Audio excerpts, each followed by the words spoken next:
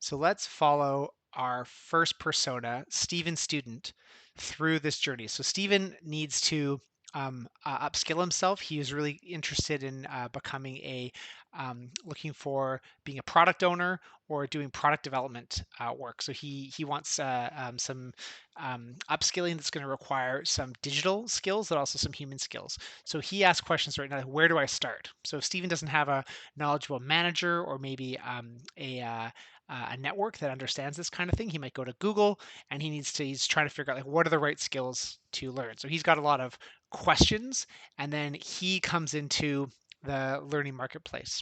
Okay. And he's going to try to find a pathway through there to get him the skills that he needs.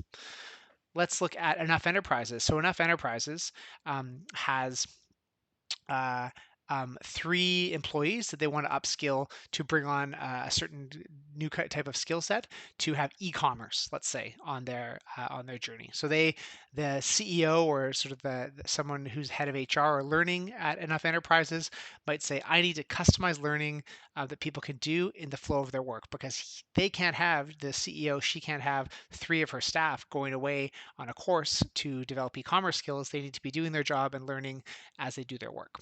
Okay, and then you've got um, uh, Anna's team, her work. She's saying we need to create the workforce of the future, or we will lose power if we're not being shown to make progress on this. And so she's very concerned about um, money and the cost of this in terms of like what will it cost to invest in this, but also what kind of tax revenue might they bring in. I'll remind everyone here that there is interconnection with the personas. So, for example, there could also be, in addition to the 3 people in Enough Enterprises going on this personalized, customized learning program or experience, there could also be someone who's a student that just wants to take a learning experience to reskill themselves on their own terms, right?